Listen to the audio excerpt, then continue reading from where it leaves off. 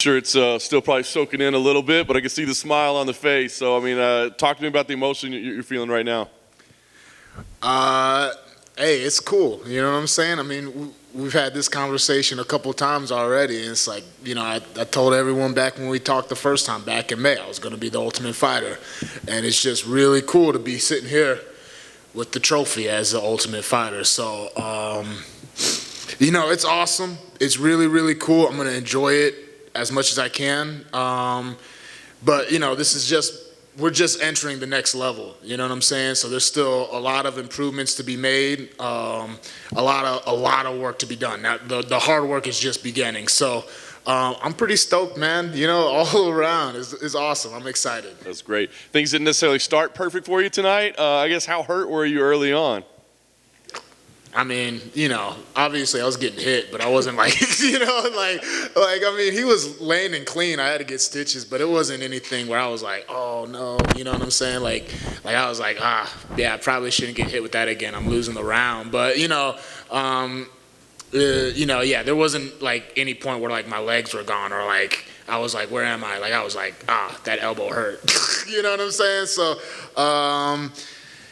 Yeah, no, it was just kind of like feeling things out, you know. I should have felt things out a little bit less, but, you know, you live and you learn.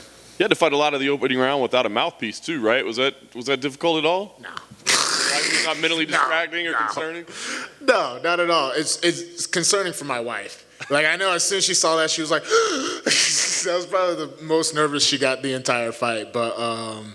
No, yeah, for me, no, not at all, not at all. Because I mean, you know, it's just like, all right, well, you know, that happened because I just got cracked, so like, don't get cracked again. You know, you'd be all right. It creates a little bit more of a sense of urgency, puts you a little bit more on high alert. You know what I'm saying? No doubt.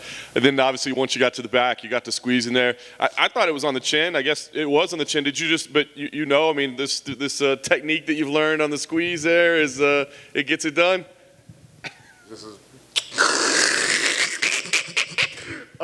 Yeah, no, yeah, that was something, when we were in the house and I was rolling with Craig Jones, you know, I have pretty good rear naked choke defense myself, and so, you know, he had my back and, you know, he was going for the choke. I tucked my chin, and he did the same thing, and, you know, at first I'm like, all right, my chin is tucked, I'm all right, and then, like, I slowly felt, like, the life, like, seeping out of me. It was almost confusing. Like, I was like, can I even breathe right now? I was like, can I breathe? I don't know if I can breathe. And I was just like, I guess I'm going to tap. Like, I don't know what's happening.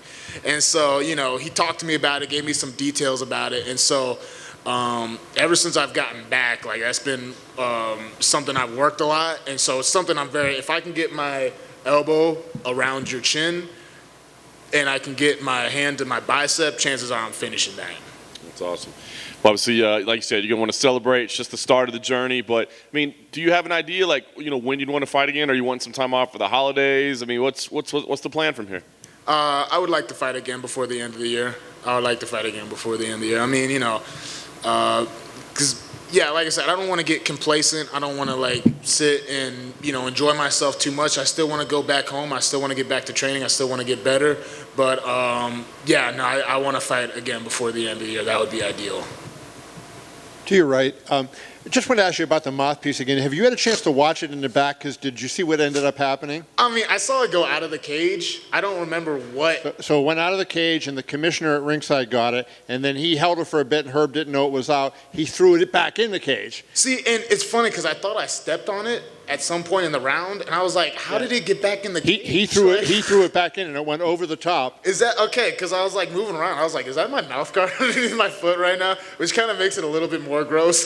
Oh yeah, that was the next question. Did you have any hesitation putting it back in your mouth? No, not one at all. But you know, it's time for a new mouth guard anyways. I think I'll just retire that one. I'll put it up in a case. It's got a lot of blood on it. It looks pretty cool right now. So yeah, no, yeah, it's probably going to be a lot funnier watching that back on tape. But yeah, I just knew, I saw it go out of the cage. I didn't see it come back in the cage though. And I had no idea where it went. Like, I knew it was somewhere, and then before the next round, they were like, all right, give him his mouth guard. And my coach had my mouth guard. So I was like, cool, there's my mouth guard, nice. Congrats on the win. There's a boxer, Blair Cobbs, who, when he won a fight, had them play The Rock's theme and then Stone Cold's. What was the reason for the Triple H theme for your walkout, my man?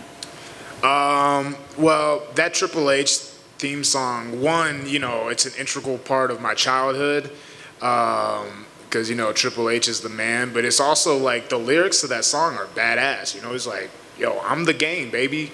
You don't want to play me. You know what I'm saying? It's like, if you owe me a debt, you don't want to owe me a debt. You know what I'm saying? Like, I'm a problem.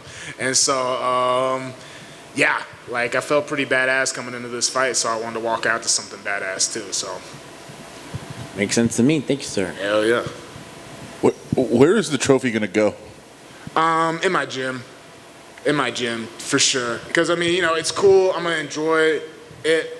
But, if I can put it in my gym and there's, like, one person that sees it and, like, they get inspired and, they go on to accomplish great things themselves and, it's cool. You know what I'm saying? I think it serves a better purpose in the public than collecting dust in, like, my apartment or whatever, What is the moment looking back where you knew today was possible?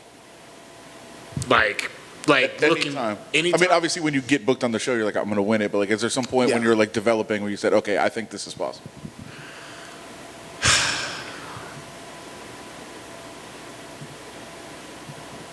Man, and it's like, I know this is really crazy, but it really, from the moment they called me and told me that they were gonna fly me out so that I would have a chance to be on the show, I told them then. I was like, all you gotta do is let me get my foot in the door. I'll take care of the rest. You know what I'm saying? That's one of the reasons I got on the show. Like, I was an iffy person to get on the show. Like, I wasn't by any stretch of the imagination like a solid pick to be on the show in the first place. So, like, the whole time I'm trying to tell them, you know what I'm saying? I'm like, guys, let me on the show, please. I'm telling you, if you let me on the show, I'll win. And, thankfully they let me on the show, you know what I'm saying? And so, yeah, man, it's just, I don't know. I just have this irrational belief that I can win fights, you know what I'm saying? I don't know why. I just think I can beat people in fights for no reason, you know what I mean? So I'll just keep on going out there and fighting people until I can't beat them anymore. Have you always had that kind of self-belief? No.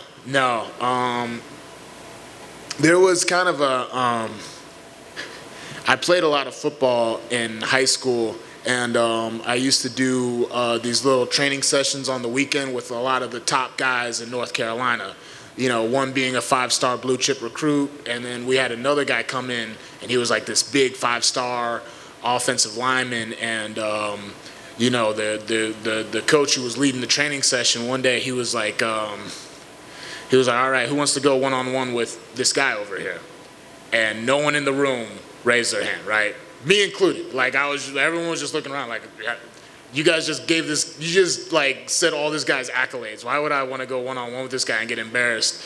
And so then afterwards, my dad, on the way home, my dad was like, you never, ever go out like that again. It was like, you don't be afraid of another man like that. It's like, you don't know what you could have done, and now you'll never know. You know what I'm saying? And it was true. I thought about it. I was like, yeah, I totally could have smoked that guy, but now I got punked because I was too afraid. You know what I'm saying? And so that's really just kind of like the approach I take. You know what I'm saying? I'm going to work hard so I can be the best version of myself, but at the end of the day, you never know what's going to happen in a fight until the two people step in there and figure out. So, And I know that you've had a little bit of time now to process. You're in the cage. It's kind of happening fast. As you're thinking about it, is it setting in, or is it going to be tomorrow? Is it going to be the next day, like when you really realize what's going on? probably tomorrow all the way, but I'm not going to lie. We had a nice moment back in the doctor's office.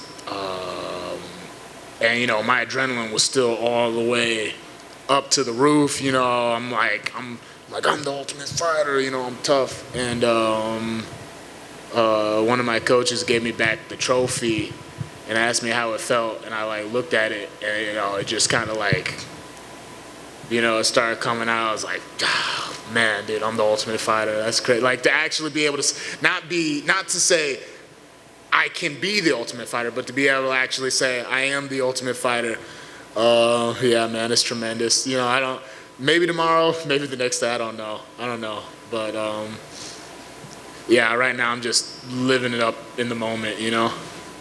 And lastly, you haven't had much time, but what was your first phone call? Oh, I haven't had one yet. No, nothing. Have you checked the phone to see the text? No, definitely not. I have not checked the phone. I'm kind of scared to. I know my phone is going to be absolutely obnoxious. So the first, obviously, as soon as I get to my phone, I got to call my wife. Until tomorrow to go through social media and everything, because yeah, I'm just terrified to see what it looks like on there right now. But you know, I'll call my wife, I'll call my parents. You might want to go make those calls right now. We'll Yeah, you'll let me out for a second. What a guy! You guys are awesome. But no, yeah, facts. As soon as I get out of here and get changed, yeah, I'm gonna start just calling everybody. You know what I'm saying? But yeah, I don't want to think about it too much because I know my phone is absolutely obnoxious right now. So, but yeah, thank you. Okay, perfect. All right, thank you, everyone. Y'all have a nice night.